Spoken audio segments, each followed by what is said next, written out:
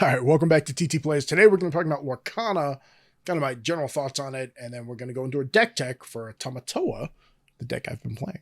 So first, Lorcana has been a lot of fun. My 8-year-old daughter has really enjoyed it, and I think playing together, kind of introducing her to the game stores that I go to, which she's been to, but not to actually play something, and getting her playing the game's great. And the reason for that is Lorcana is really easy to learn. Like, the core rules are really straightforward. Like, you make mana, you tap the mana to play creatures. The creatures can go on a quest, or the creatures can challenge each other. She understands all those things. And I think that's a great thing for Lorcana, especially a game where the IP is super relevant to young children, to adults. I think they did a wonderful job there. My question with Lorcana is there enough depth to it, right? You want easy to learn, difficult to master, and I don't know if it's difficult to master. You know, Flesh and Blood, Magic, so many other card games have that depth to them that I just don't know if Lorcana has. Am I going to enjoy playing the same deck for 200 games? Am I still going to feel like I'm learning things at that game state? And that's generally what I look for if I'm going to dive into a game, as I'm, again, right, we're an old man gaming channel here. Like, time is my scarcest resource. So I don't have time to play all these games I'm excited about. And, right, we have Flesh and Blood, Grand Archive, Lorcana right now, comes to top of mind, plus various and the sundry video games. So I don't know. So I am going to keep playing Lorcana for a while. My daughter went to open league night at Advantage Games in North Glen, Colorado, and she had a blast. So we're at least going to finish those 4 weeks out. And we'll kind of see from there how much Lorcana continues to interest me. So I'll occasionally post Lorcana updates on this channel. We're definitely not becoming a Lorcana channel by any stretch. I do want to say a few things. The game isn't that expensive to build a deck for, right? My Lorcana deck is way less than my Flesh and Blood deck. And that's because, like, sealed product for Lorcana is through the roof still. Singles are actually pretty cheap. So that's probably a good thing for them. And hopefully there's a game store near you where you can pick up singles. So when I decided to build a deck in Lorcana to help support my local game store and to play with my daughter, I use a starter deck. But I decided I wanted to build around Tamatoa. So Tamatoa is Sapphire or blue. That's one of the 2 pitches we're going to be using today. And he's a 5'8". He's a thick boy. That's okay. He's also so shiny. And he says, when we play this character, and whenever he quests, you may return an item card from your discard to your hand. Okay, cool. And then Glam, this item gets +1 for each item you have in play. Okay, so we're building some kind of item synergy deck around Tamatoa. There is a combo Tamatoa deck, and I decided that definitely didn't have enough depth. Whenever I played combo in Magic or anything else, like that interests me for a little while, but I know that falls short. So I didn't want to play that. So I built this kind of late game crab build around Tamatoa, and I apologize. This is the best deck builder I could find. I can't make this side bigger, so we're just going to blow these cards up one at a time. It starts with Hook, and Hook and Captain Eric fill a similar role where they can be ink or they trade really well, right? They have Challenger, which is basically when challenging, when this character is initiating the attack, so to speak, they get +2. So then it becomes a 3-2 for 1, basically trades with anything that someone's going to drop on 1 or 2. So Hook and Eric both fill that similar role of early ink if I don't need the board presence, or they trade really well into my opponents. Eric normally picks up one thing and then gets taken up by my opponent and does a little bit of damage on the way out, or best case, he gets to take 2 things out. So Eric and Hook are both in there for that early aggression. Aurora is here because I'm playing Big Aurora. She's also just a 2 for 2. Quests really, really well, right? Can trade as well if we need to. Tink is in here again because of Big Tink. Also, Battle Plan's looting is really strong, right? This is Merfolk Looter. If you played Magic, don't be afraid to discard an item card, because Tamatoa later on can pick it back up for us. And 2/4 gives her some pretty decent resilience there as well. Bell is one of our late game win pieces / ramp. So I want to talk about this. You may put an additional card from your hand down in your inkwell face down. So that's basically, it's like playing additional land per turn, but it's taking a card out of our hand, right? That card could be a land. It could be something else. So we don't always want to utilize that. And again, if late game we draw her, she's going to quest for 5. Which is just a great way to kind of close out the game. We're only running 2 of her. Aurora basically gives us Spell Shield or Ward to all other characters. She shifts down, 3/5 is pretty resilient, comes in for 2. Just a good character. Beast is someone who I would probably have in my sideboard if they existed, but he lets us break an item. When I think about purple, red control, they're super item dependent. The mirror is really item dependent. Tamatoa combo. Stitch Rockstar runs that Lantern combo. So just a lot of items we can break.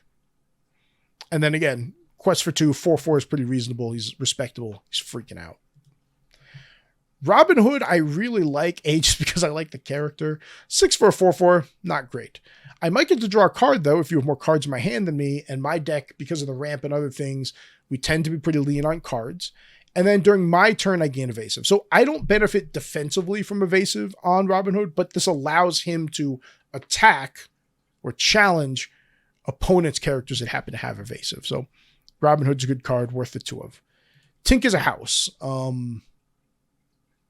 My deck is playing a mid-range to late game strategy. Tink is one of those cards that lets us control or sweep the board early on, right? She comes down and she deals 1 damage to everyone, right? Great. That clears out Maleficent. That clears out Stitch. Each one of those is questing for 2. Clears out a bunch of other chaff as well. And then when she banishes another character in a challenge, you may deal 2 damage to an opposing character. So again, she challenges, banishes 1, then she shocks the other. We couple that with the earthquake effect of 1, right? That's 3 damage she's dealing to a character that she didn't have to challenge. It's really good. Helps us clear out the evasive things. Tinkerbell is really, really strong. Gotta love Tink. Also, Quest for 2 in a heartbeat if we need it. Hades is single target removal. When we play this character, you may put chosen opposing character into player's inkwell face down. Important to note, if they shifted, so if there's 2 characters there, they will get both of those ink. But again, it's 7 for targeted removal. It's targeted removal that they don't have to be exerted in order to do so. 3/6, Quest for 2, just a pretty good body. Tamatoa, we already went over. I'm going to talk about Let It Go real quick here, because this is basically Hades without the body. So again, that gives us 8 pieces of targeted removal for those big, scary pieces we need to get rid of. 1 jump ahead. I used to run 4. I'm down to 2 now. This is just a ramp spell. Reasons I love it, it ramps you. Reasons I hate it, I don't know what I'm inking. So when I'm thinking of calculating my outs, I don't know, right? You can't look at your inkwell during the game. And this just puts the top card of my deck face down. There's no like opt or anything like that or glimpse in this game. So I really don't know what I'm inking. So I've kind of gone down on this. In addition, a lot of times I need to use my turn 2 or 3 plays to help stabilize. It's pretty rare I get a free turn to just 1 jump ahead. Fire the Cannons is just 2 points of damage. I refer to it as a shock most of the time. Just great at clearing things out. Again, gets that Lilo, gets that Maleficent, those things that are questing for 2 and being obnoxious. Then we have this really interesting item package, right? With Magic Golden Flower, we just have 1. Banish it, remove 3 damage from a character. You remember Tamatoa can grab that back, so kind of cute. Coconut Basket, when a creature comes into play, we can heal someone for 2 damage. Again, just kind of cute. Not sure it's right. Beast Mirror is kind of the engine that makes this deck viable, right? I want to ramp up, empty my hand, get to like 7 or 8 ink, and then Beast Mirror is going to make it so I'm drawing basically 2 cards a turn, you're drawing 1, and I'm just hoping to outvalue you. Really powerful card here. Plus, again, synergizes with Tamatoa, gives him that extra point. Fishbone Quill. Put a card from your hand face in your inkwell face down. So this allows you to put things you normally can't ink as down your inkwell, like that ramp card. It also allows us to empty our hand so we can activate the Beast Mirror in order to draw. So if we draw a card for the turn, we don't have a good target for it, it's uninkable. Fishbone Quill puts it down in ink. Then we can activate the Beast Mirror to draw another card. So again, Fishbone Quill, pretty good. We can also use it for ramp if we drop this on turn 3, right? It helps us hit 5 on 4 or 7 on 5. Eye of the Fates, cost 4, pretty expensive. Honestly, this card normally ends up in ink, but then we can tap it or exert it, excuse me. Chosen character gets +1 lore this turn. It can just help us wrap up and finish that game. So that's the whole deck here. The notes will be down below. Again, wanted to build around Tamatoa. This isn't a top tier deck, but it's a good deck. I've taken games off what I consider kind of top tier decks in the meta out there. We have game into red, purple control. We have game into Stitch Rockstar. So we definitely can win games. It's a mid-range to late game deck that again wants to leverage this Beast Mirror to gain incremental value in the end. So hope you enjoyed the deck. Hope you enjoyed my musings about Lorcana. After this, I'm going to jump into Pixelborn and show you a game with the deck, and that'll have some closing thoughts there. So thanks for tuning into the deck. Here's the game. This is Pixelborn. It's pretty slick. You can check them out on Patreon, or there's a huge Discord from them. So when you start the game, you end up with a mulligan. You're going to put the cards you mull on the bottom of your deck and draw as many and then shuffle. So I don't want those to start. I will keep the quill, so we'll just send 3 down. Interesting. We go first.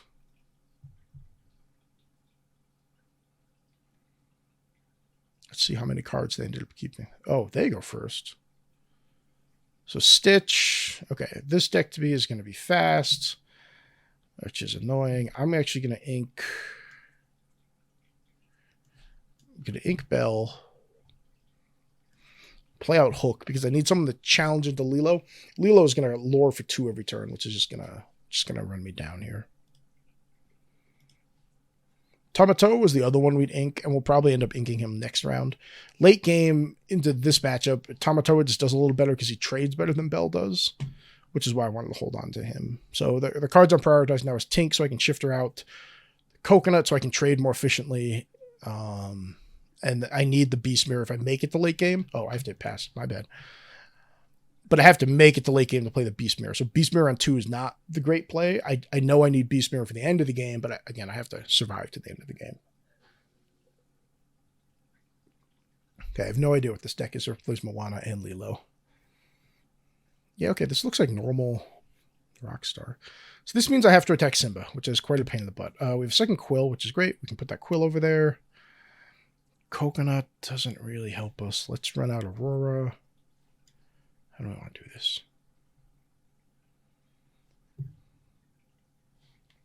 Bodyguard says, like, when this character is exerted, you have to challenge him. I don't really think I have a bunch of time to fiddle around. Just take that out. Next turn, Aurora can go into Lilo if we need to.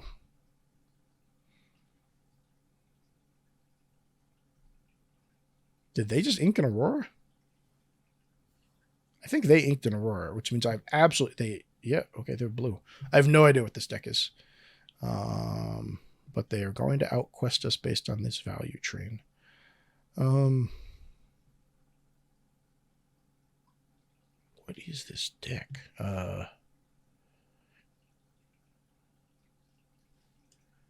Coconuts can go over there. Let's grab Tink. Would you trade it with Simba? Probably. I don't think I give you a 2-for-1. I think I pass.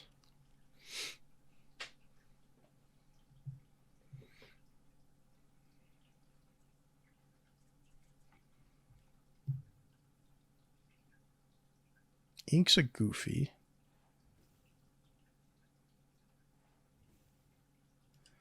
So I'm going to have to make a crappy trade. I'm going to have to trade 2 characters into this. Oh, there's a Cannons. That helps quite a bit, actually. Okay, it's Cannon Simba. Tink can go into Simba. Aurora can go into Lilo. That was a fine turn. Let's ink the Fishbone Quill, because we can't skip an ink this turn. Let's play out the Beast Mirror. Wish we had a Coconut, but that's okay. The Coconut's in the inkwell. 8-0 is a pretty... 8's a lot. But again, this deck, I don't really understand what this deck is. So, we'll see. Rapunzel's real good. In ink. Goofy, just a fat bodyguard. They're just going to race us here. We can't swing through them. Playing Eric lets us get closer to that. I think I just have to hit the ink there. Let's quest for a little bit. Do we want to draw and discard? Next turn, we don't actually have a play. Is there a world where we discard Tamatoa knowing that we have another one in there? I think we do. Yeah, that's a house.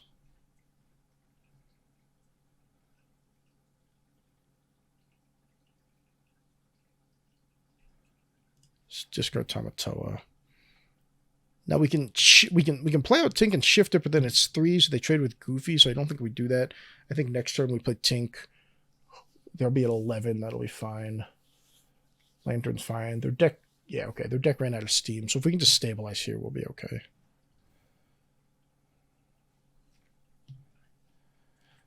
Okay, so Eric goes into the inkwell. Tink comes onto the board.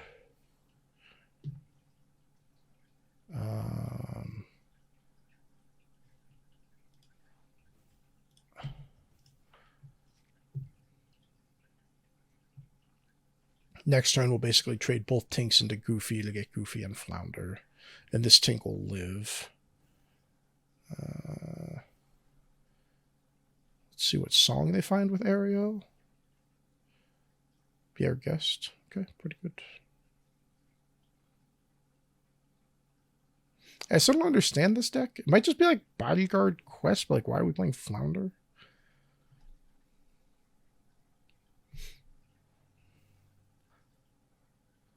We have the Lilo, which is interesting since I have a Tink on the board.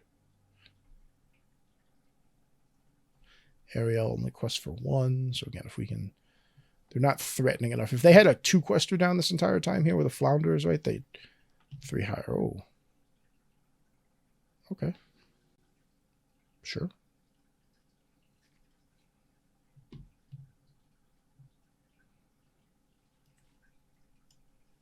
Well, 100% Hades is Goofy because he is just obnoxious. I'll quest with Aurora. If they choose to trade, we can just clean it up with Tinkerbell. We know that's a Lilo in their hands. So if they trade, right, we attack Ariel, and we can shock the Lilo. So Aurora here is pretty safe.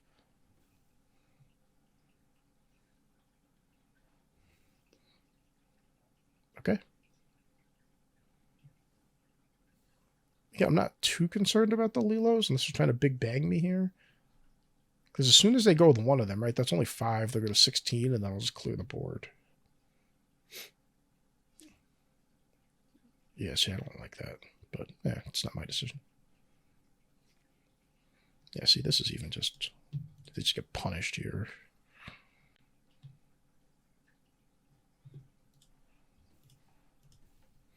And then next turn again, right? We're in Beast Mirror territory where even though we're behind, we've pulled back to parity and we can keep drawing.